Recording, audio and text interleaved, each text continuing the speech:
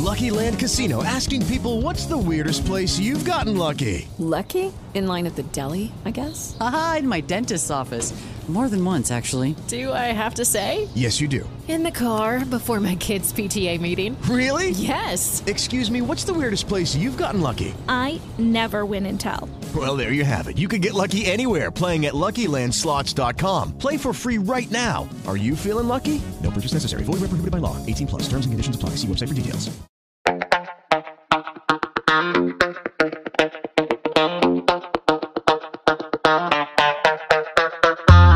What is happening, everybody? I'm Larry Roberts. And I'm Sara Lucy, and this is Brandon, your comprehensive guide to creative branding. And on this episode of the podcast, we're going to be talking about something that most people would not refer to me as, and that is being an introvert. You and I are kind of weird in that people seem to think that we are very extroverted, but secretly we both know that we're not. And being in the industry that we're in, being in the podcasting space, it seems like really difficult to do that as an introvert, but there's so many ways that you can make it something that's at least somewhat comfortable for you, even if you're not really an extrovert.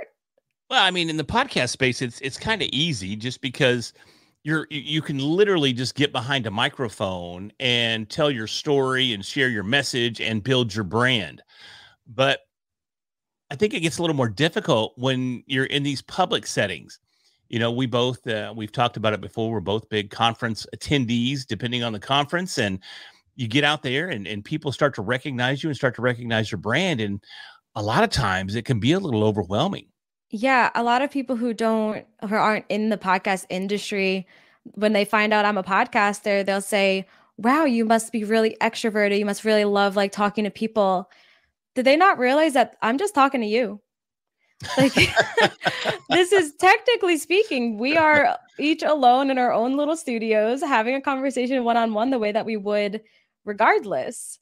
And when you have that ability to just pre-record things and really have that control over what goes out, because we can edit things that we say. We do like to leave in bloopers sometimes, but we do edit out things that make us sound too dumb.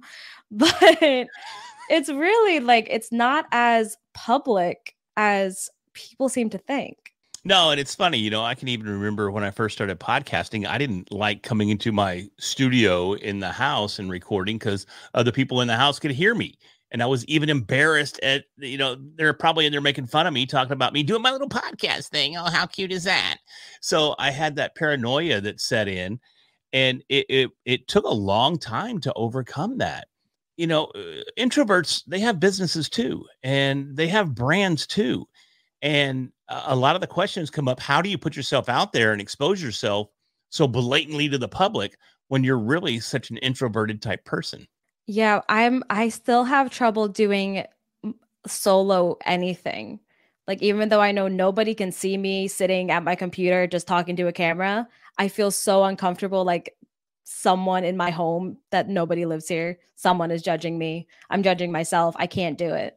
Whether it's content creation or just thought leadership in general, there's so many ways that you can do it in a way that's more comfortable, just based on who you are and what your comfort level is. And for someone that really doesn't want to just talk in general, start with blogging. Blogging and writing and publishing is such a it's a solo project, really. Right. And actually, you're starting to see some changes on a variety of different social media platforms out there where writing is taking precedence over images. The still images, they're not quite as effective, at least not for organic growth as they once were. I mean, I've been listening to other marketers and other podcasts, go figure. And that's what I've been hearing, especially over the last few weeks to a month or so, is that when you start writing and you include a couple, 3 paragraphs with the images that you put on Instagram or any other platform as well, the writing is what's making all the difference with that organic reach. Yeah. And I think there's also a misconception with what it means to be an introvert. Being an introvert doesn't mean you just don't want to talk. You don't want to see people. It's just a matter of how your energy is depleted or replaced. So for me, if I go to a conference and I'm surrounded by people, my energy drains so quickly. And to get it back, I need to spend some time by myself. It's not that as an introvert, you don't want to share your thoughts, you don't want to share your ideas. It's just you might want to do it in a way that's a little more subtle. So, writing is a really great way to do that. And starting a blog, or if you want to write ebooks or actually publish a book, like those are things that you can do on your own in a way that does not deplete that energy and still can have a really, really great reach and share those thoughts and those ideas. I'm the same way. At the conferences, there's days where I have to go. Nope, I gotta go, and I escape back to my hotel room for an hour or so, and have to recharge and have to kind of take that break away from all that extroverted activity that I force myself at times to go through. I mean, I enjoy it. It's not like I'm like, oh, this is such a pain, and I don't like being out there talking to people. I do enjoy that. But it's definitely something that I have to be cognizant of, and I have to put a lot of energy into doing just that. And it's like when I'm at home, I very rarely speak when I'm at home. I'm very rarely out of headphones when I'm at home. I'm typically glued to my monitor, or here in the studio to my big monitor here, and I'm in my own little shell. I'm in my own little safety zone. And it's where I feel the most secure, and it's where I feel the most, and I even hate to say this word, but it's where I feel the most safe. But it just is. It's where I go to recharge, and it's how I continue to be able to put forth the energy in these other like networking situations and conference situations and podcast situations and content creation situations. I have to draw that back in and take that time out from time to time. And I love writing. I don't do enough of it. And I'd kind of lost confidence in the power of writing, but I'm starting to see more and more. And with all these tools that we have out now that can help us write or give us inspiration to write, ChatGPT, there's opportunities to leverage some assistance there to really help get our message out. And we're starting to see that once again be more and more effective. When I was at FinCon a couple weeks ago, there was a woman walking around with a shirt that said emotional support extrovert, because she was there with her husband and he was really introverted. And I'm just like, can I hire you? Can I just bring you around with me so that you can field all of the conversations and I can just be like, I'm here. I'm in attendance. I've done my job. I showed up. It's just like, that was like the most amazing shirt I've ever seen. And I need her in my life. That's too funny. Well, I mean, that's one of the struggles that you have as an introvert, is that you have a difficult time navigating those large social situations. We talk about authenticity all the time, but as an introvert, we typically question if our authentic selves are going to be accepted. So we tend to lean into putting on these facades that we think everyone is going to be more accepting of.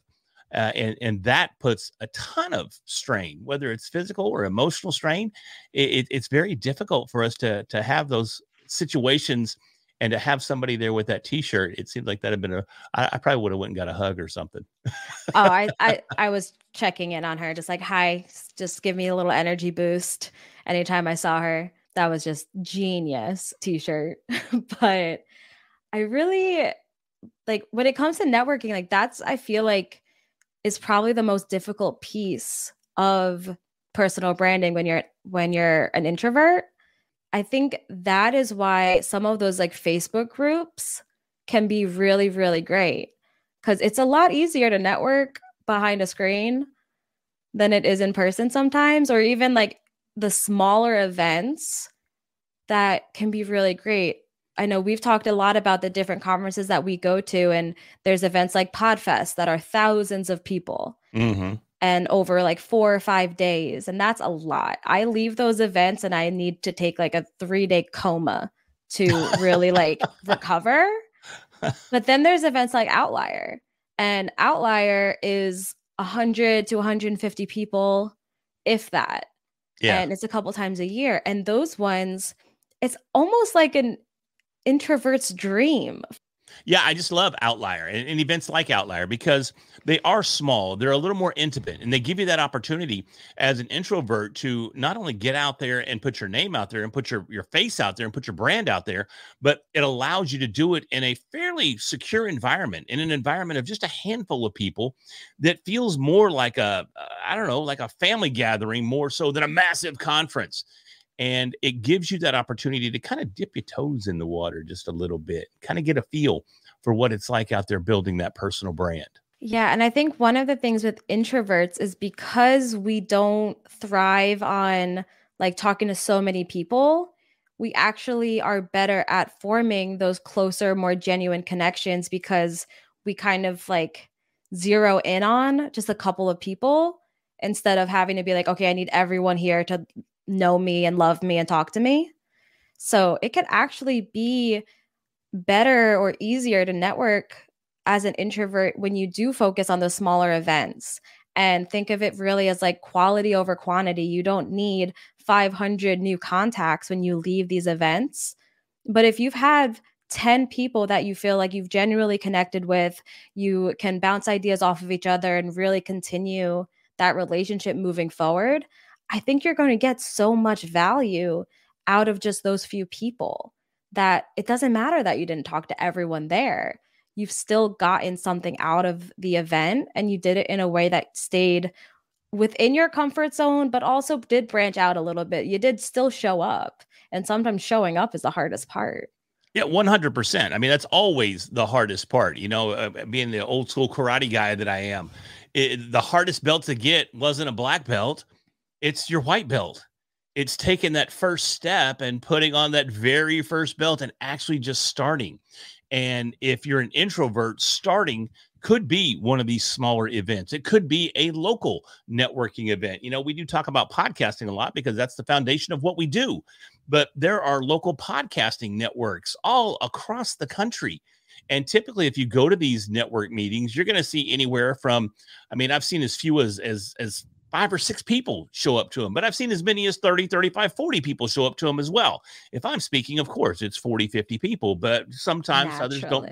They just don't draw the same crowd, but it's fine. No, but it's a perfect opportunity, seriously, for you to start really balancing that deluge of information and deluge of interaction. Because if you go to a big PodFest event, which is amazing, don't get me wrong, but you have that opportunity to get overwhelmed.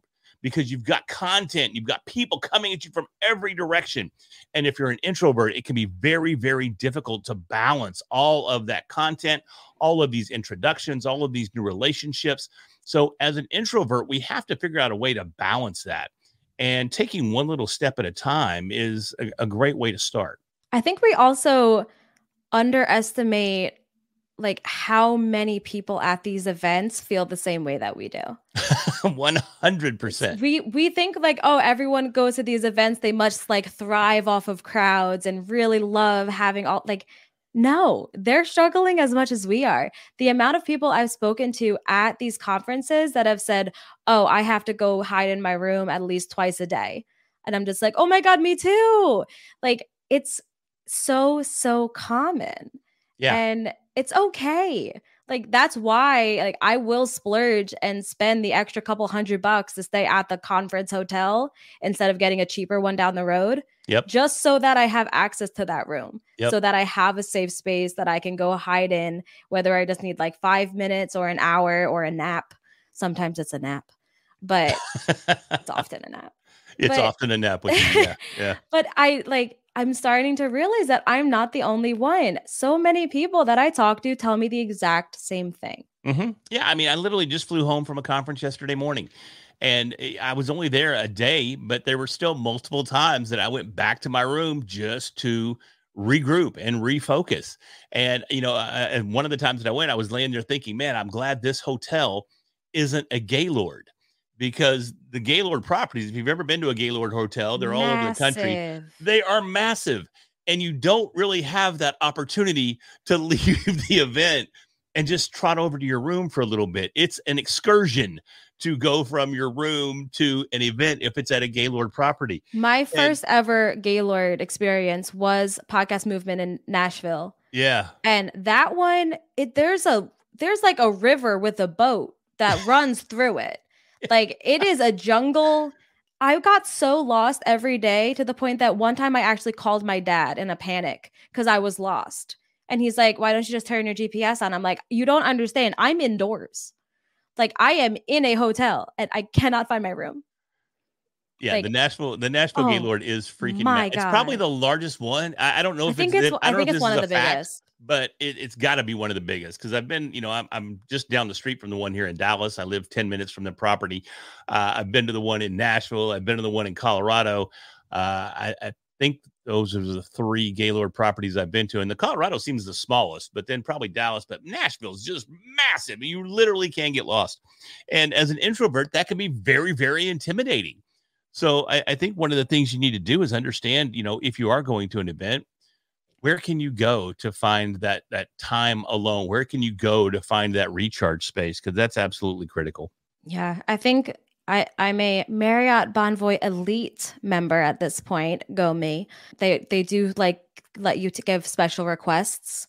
And a lot of times it's like close to the elevator or something. I'm going to start putting like close to the conference center. Yeah. Like, do not put me on the opposite wing. I don't want to do it. Like, I'm going to either that or I'm going to buy Heelys so I can just like roll around Oh, is and that get those there faster. roller skate Yes, tennis shoes? Those are the hilarious. ones with the wheel and the heel that I've Yeah. never known how to use. I'm going to learn at 28 and injure myself a lot, but Yeah, whatever gets me to my I'm not room. going to learn at my age. I'm just going to hang in there and I'll still hoof it. But it's funny you even bring that up because I do remember specifically when we went to Nashville for Podcast Movement. I say you were there, I was there, but we didn't know each other. You say we knew each other, but I don't believe that. I knew you. But I remember when I found my room, they gave me my room and I went and I'm like, this is literally the very opposite end of everywhere I'm going to be. I literally turned right around, took my suitcase, walked back down to the desk and said, no, this isn't going to work. I wasn't an elite member at the time either. I just, you have got to hook me up. I cannot walk this far every day. This is insane. So anyways, we kind of got off base a little bit, but it's fun to share some personal stories and just give you some examples of exactly how we really do struggle being introverted in a very extroverted marketplace. Jumping back a little bit to those, you had mentioned those like smaller, just like local events. Yeah. You don't have to go to those alone. Like invite a friend to go with you, even if they're not in your industry. Just have them be your emotional support person. Like have them go with you until you've gone to a few. There a lot of times, like I'll just go on Eventbrite and search networking, and it'll give me all these different events. And a lot of times there's ones that happen every single week or every other week or once a month, and it's a lot of the same people. So if you bring along a friend with you for the first 1, 2, 3 times that you go, eventually you're going to start to get to know other people and you won't need to have your friend with you. They're still welcome to go, but you'll start to make friends at these events because you see the same people. So ease into it, bring someone with you. I know for me, the worst part is walking into a place by myself. I hate doing that. And it stopped me from going to some of these events because I know I won't know anybody and I'll have to walk in by myself. Just have a friend go with you. Like, it's okay. No one's going to say like, oh my God, they don't work in this industry. Get them out of here. Yeah. No one cares. They're just happy someone showed up. Yeah, and I see that all the time at these events because I typically go to the ones here in Dallas and make sure that I try to go as often as possible. But you see that a lot of times. People show up and go, and typically they're podcasting networking events. And I ask them about their podcast and go, oh, they don't have a podcast. They're just my friend. They just came with me because it's my first time. I literally see that happen in real life all of the time. So it's a great opportunity to put yourself out there and really start making a mark in different arenas. Yeah. And real life though, what do you like when that happens? Are you like, oh, that's weird? No, you think nobody thinks anything of it. They go, oh, okay, great to meet you. Great for coming out. It's great to meet both of you. Yeah. Don't be afraid to invite people, even if they don't fit into the industry. Just bring a friend to make you feel more comfortable. It's okay. Nobody cares. Yeah, nobody cares. You think they do. I promise you think they do, but I promise they don't. They're just happy that you're there. Yes, exactly. I'm like, someone needs to say it because I'm mostly talking to myself right now because I have to remind myself that I can walk into a Chipotle by myself and order food and nobody is judging me. It's okay. So if I can barely do that, networking events are very difficult. Hey, I'll tell you right now, it doesn't matter where I'm walking into. I always think someone's judging me. They probably don't even know that I'm there, but in my head, everybody's looking, everybody's whispering, everybody's talking about me. Everybody's saying, "Oh, look at that dork over there." Everybody, no matter. I don't even go to the gym. I've never. This is here. I'll put this out here this is how introverted I am. Again, back in the 20s, 30s, I thought I was the toughest guy walking around, karate guy, blah blah blah. But I would not go to an actual gym. I go to any karate school or any martial arts gym and I'd step on the mats, but I wouldn't go to a weightlifting gym unless I had a personal trainer that would meet me before the gym opened. I used to have a trainer and I'd meet him at 6 a.m. before the gym even opened back in the day. And that's when I would work out because I did not want to. And still to this day, I won't go to a gym and work out in front of people. I just won't do it. It's just something that I can't make myself do. It's funny. I had this conversation just the other day with someone because I have a friend that goes to the same gym and we're planning on like going together one day. Yeah. And I'm like, so do you have like a workout plan or does your social anxiety just make you choose whatever equipment is not currently being used and that is your plan? Because like I will never be like, okay, hey, can I get that machine next? Or no, I'm like, this one's open. This is what we're doing today. All right. Yeah. I thought it was leg day. It's arm day. Oh well, leg day's taken. No, it's rough. I have such social anxiety. I used to work at gyms. I worked at 3 different gyms at one time. I worked at the gym. I taught cardio kickboxing back in the day. I had every gym in Grayson County under my name. I would go from gym to gym and teach aerobics and teach cardio kickboxing, but I would not step on the floor and do any kind weightlifting. Okay, next time I see you, you are teaching me an aerobics class. That is non-negotiable. It was aerobics, but it was Taibo or cardio kickboxing. Non-negotiable. I just mentioned this also in a show that I guested on. It'll be out next week. The reason in college I started bartending and serving was to make myself comfortable walking up to strangers and talking to them. Yeah, I heard that. People like don't realize that there's ways that kind of practice this, but I thought about it back then. It was also an easy way to make money and was pretty good money when you're in college. But I actually thought, how can I make myself used to doing this? And if I have to do it 100 times in a night, it's going to start getting easier. So I applied for a job as a waitress. Does it though? It honestly did. Yeah? Yeah. Like at first, like I would be like shaking walking up to tables. Then I ended up doing it for, 6-8 years. And at that point, I'm just like, hey, y'all, what's up? What can I do for you? Like I sit down at their booth, put my feet up, like, all right, what are we doing here? Like I got maybe a little too comfortable with it. Maybe. It sounds like maybe. Yeah. But I hated serving. I loved bartending. And I never thought I'd be comfortable doing that because it's just so much attention on you, or at least you think it is. But really, people are just like, give me a drink. I don't care. Yeah. But they're like, if anyone is really, really uncomfortable just going up and talking to someone, think about maybe getting a serving job or something just to try it out. It helps. Like it actually did help. It's funny. I never considered that as a training method, but because those are 2 jobs that I never had. I never was a waiter. I was a busboy, but I was never a waiter or never a bartender or anything like that. But I did sell cars. I came right out of high school and sold cars for that's another one. Like any of the jobs that just basically anything that's not a desk job. Yeah, like it forces you to interact with people. Yeah, and it makes it a little easier knowing that they're paying you. So you're not like, that helps. If you're bad at something, don't do it for free. Is that the saying? I don't think so. I don't think that's it, but it's close. Anyways, it's talking about being bad at something. Hopefully we're not so bad at this. Hopefully you're still listening right now. And if you are, we hope you found some value in this episode. And if you did, do us a huge favor, smash that subscribe button on your favorite platform so we can continue to bring these extroverted episodes each and every week. And with that, I'm Larry Roberts. I'm Sara Lucy, and we'll talk to you next week.